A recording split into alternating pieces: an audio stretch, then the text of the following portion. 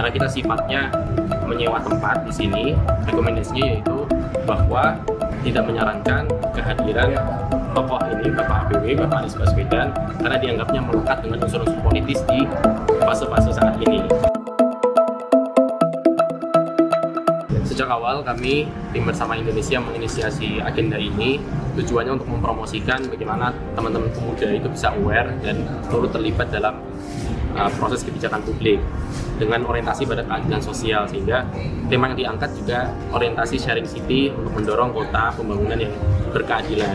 Jadi bagaimana kita mengangkat praktik baik di Jakarta pada masa Anies Baswedan dulu adalah salah satu ide jangka panjang di masa depan yang desainnya itu akan didiskusikan dan diafirmasi oleh berbagai background. Juga ada praktisi dari Mbak Elisa Sutanwijaya sebagai Rujak Urban Studies, kemudian ada Thomas Lembong juga, dan juga para akademisi di UGM yang membedah itu dari berbagai perspektif sosial maupun tata kota. Jadi tujuan utamanya tentu saja itu ya. Nah, kehadiran Pak Anies sebagai tokoh mantan gubernur dulu yang memberikan legasi itu di Jakarta adalah satu nilai tambah. Tapi tentu saja hadir atau tidaknya beliau sejak awal sebenarnya yang paling penting adalah tema diskusinya, bagaimana mempromosikan itu ke teman-teman kalangan pemuda. Nah, terkait konfirmasi beliau, sebenarnya memang tentu saja dengan jadwal beliau yang sangat padat, itu cukup adalah tanda kutip tricky sampai hari kemarin.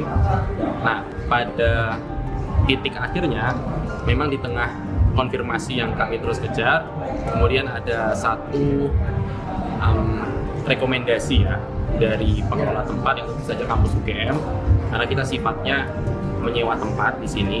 Rekomendasinya yaitu bahwa tidak menyarankan kehadiran tokoh ini, Bapak ABW, Bapak Anies Baswedan, karena dianggapnya melekat dengan unsur-unsur politis di fase-fase saat ini.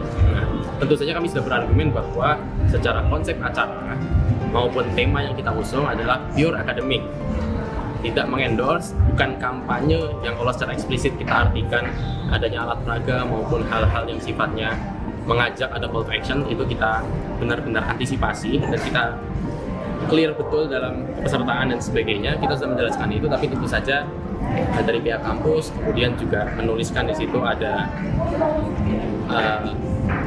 redaksi bahwa apabila tetap mendatangkan, memaksakan seperti itu, akan ada aparat keamanan yang menertibkan acara ini, atau dalam bahasa sederhananya dibubarkan. Nah, dengan pertimbangan seperti itu, kami menganggap demi kebaikan bersama, kita juga memilih menggantikan beliau dengan tadi Bapak Thomas Lembong sebagai tokoh juga mantan Menteri Perdagangan yang concern di bidang ini, dan juga perwakilan sebagai juru bicara Bapak Anies.